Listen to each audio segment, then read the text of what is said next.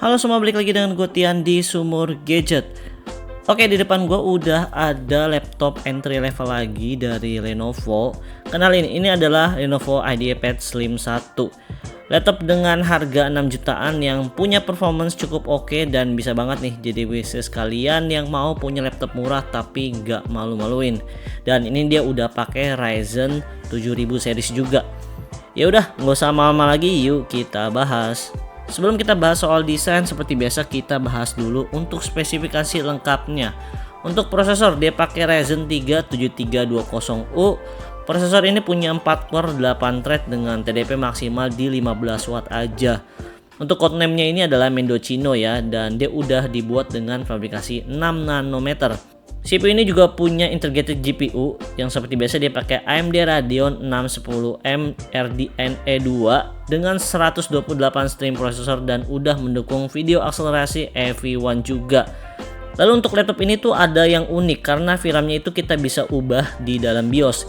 Jadi pilihannya ada 512 MB, 1 GB dan 2 GB. Baru kali ini gue nemu laptop dengan CPU Ryzen 3 7320U, tapi untuk VRAM-nya bisa diubah-ubah gini. Nice lah pokoknya. Untuk RAM, di sini kita dikasih RAM di 8 GB LPDDR5 dual channel dengan speed di 5500 MHz. Untuk memorinya ini onboard ya, jadi udah nggak bisa kita upgrade lagi. Lalu untuk storage di sini sayangnya aja kita cuma dikasih di 256 GB NVMe M2 dan ini udah Gen 3 ya. Untuk konektivitas, laptop ini juga dikasih Wi-Fi 6 dan juga Bluetooth versi 5.1. Lalu untuk kapasitas baterainya di 42 Wh dan terakhir laptop ini juga udah pakai Windows 11 dan Office Home Student 2021. Jadi ya kalian tinggal pakai aja. Lanjut, kalau ngomongin soal desain, laptop ini punya desain yang cukup kekinian karena dia juga udah punya layar yang bezelnya tipis, dan ini cocok banget sih buat kalian yang nggak suka laptop yang bentuknya aneh-aneh gitu atau yang terlalu gaming. Karena overall secara desain laptop ini tuh simple, jadi bakal cocok untuk dibawa keluar, ketemu klien atau mau dijadiin laptop kantoran juga ini masih bisa banget. Untuk bahan material secara keseluruhan ini dia pakai bahan polikarbonat dan dia punya dimensi panjang di 32,5 cm, lalu lebarnya di 21,6 cm dan tebalnya hanya di 1,79 cm aja. Untuk bobotnya juga bisa gue bilang ya cukup lumayan ringan lah, di 1,37 kilo aja. Selanjutnya kita bahas di bagian layar. Di sini kita dikasih layar berukuran 14 inch dengan resolusi Full HD, dan untuk panelnya ini ya pakai panel TN ya, sayangnya aja bukan IPS. Untuk layar ini punya refresh rate di 60 Hz dan dia juga punya tingkat kecerahan di 220 nits. Harusnya kalau misalkan lo pakai di outdoor ya ini masih kelihatan kok. Menurut gua sayang aja sih karena cuma pakai panel layar dari TN aja ya. Menurut gua pribadi kalau harganya ini emang nggak bisa pakai panel IPS, minimal ya dikasih panel VA juga udah oke kok. Kita mau sedikit ke bagian atas, ada kamera webcam dengan perekaman maksimal di 720p 30 fps aja. Kalau buat meeting online ini udah cukup kok, dan enaknya Lenovo kita juga dikasih kamera privacy shutter. Jadi kalau misalnya kalian lagi nggak pakai kamera, mending dimatiin aja atau ditutup aja kameranya. Oke, sekarang kita mau ke bagian bawah. Ini di bagian keyboardnya. Ini adalah keyboard khas Lenovo untuk bentuknya. Cuman emang kalau dipakai untuk ngetik, ini tuh feelnya agak kurang solid gitu, nggak seperti keyboard biasanya Lenovo. Karena biasanya untuk keyboard laptop paling nyaman buat gue pribadi ya cuman Lenovo aja. Dan sayangnya aja untuk bagian keyboardnya ini kita juga nggak dikasih backlit. Lalu untuk ukuran touchpadnya di sini juga standar ya, nggak terlalu besar dan nggak terlalu kecil. Ya intinya ini bisa gue bilang agak kurang sih untuk keyboard buat gue pribadi, karena biasanya Lenovo tuh untuk bagian keyboardnya itu enak banget untuk dipakai typing. Oke, sekarang kita lanjut ke bagian portnya. Di sebelah kanan ada satu SD card reader dan satu USB 2.0. Lalu di bagian kiri ada port charging. Lalu ada satu USB 3.2 Gen 1 dan ada port HDMI. Lalu ada satu port USB-C 3.2 Gen 1 dan terakhir ada audio combo jack 3,5 mm. Terakhir di bagian speaker kita udah dikasih dua stereo speaker, dan untuk hasil dari suaranya bisa gue bilang lumayan oke. Bassnya cukup berasa dan ini balance ya, dan gue rasa ini untuk keluaran speakernya lumayan cukup lantang sih. Bagian hardware udah, sekarang kita bahas untuk performance-nya yuk. Kalau di laptop Lenovo biasanya tuh kita dikasih 3 pilihan mode. Yang pertama ada battery saving, yang kedua ada intelligent cooling, dan yang ketiga ada extreme performance.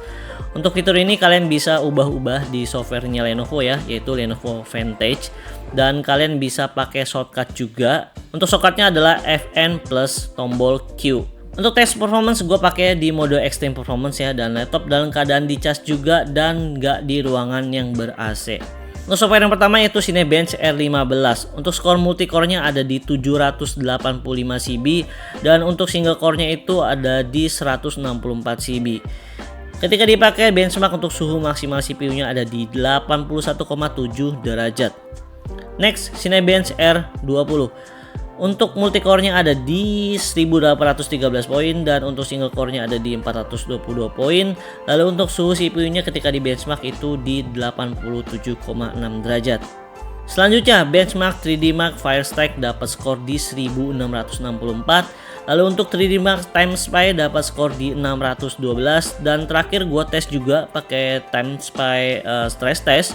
Laptop ini bisa lolos dengan skor di 98,5%. Nice, emang cukup adem sih laptop ini. Sekarang kita masuk software produktivitas. Yang pertama adalah Blender. Gua tes demo project BMW dengan CPU compute selesai dalam waktu 8 menit 22 detik. Selanjutnya, Adobe Premiere Pro render project dengan resolusi di Full HD dengan durasi 11 menit selesai dalam waktu 9 menit 8 detik. Next, Adobe Photoshop. Ini kalau misalkan kita pakai untuk editing ringan, ini masih sangat mumpuni kok. Tapi kalau misalkan emang kalian udah kerjain project-project yang cukup berat, ya laptop ini agak kurang mampu gitu. Software productivity udah, sekarang kita masuk ke pengujian gamingnya. Karena laptop ini bukan laptop gaming, jadi gue cuman tes satu game kompetitif aja, yaitu Valorant. Di sini gue coba main satu match multiplayer. Untuk settingan grafiknya gue set di low aja, dan untuk FPS gue bisa dapat mulai dari 70 sampai 105 FPS. Dan selama di dalam game ini lancar banget loh, gue nggak ngalamin yang namanya stuttering.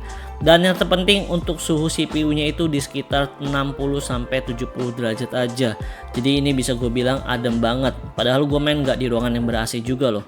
Next, untuk daya tahan baterai, laptop ini punya baterai di 42 watt hour. Nah, kalau untuk pemakaian gua kayak nulis script, browsing, streaming YouTube, laptop ini bisa bertahan kurang lebih 8 jaman, dan ini termasuk irit loh. Jadi buat kalian yang mau pakai laptop ini di luar ruangan yang jauh dari colokan, kalian nggak perlu khawatir dengan baterai di laptop ini. Dan sekarang kita masuk ke kesimpulan. Untuk laptop di harga 6 jutaan ini cukup menarik kalau emang kebutuhan kalian buat office atau buat sekolah. Karena ya laptop ini udah memenuhi standar itu semua. Aman lah pokoknya. Tapi kalau misalkan kebutuhan kalian untuk desain atau editing, ya laptop ini gua nggak merekomendasikan.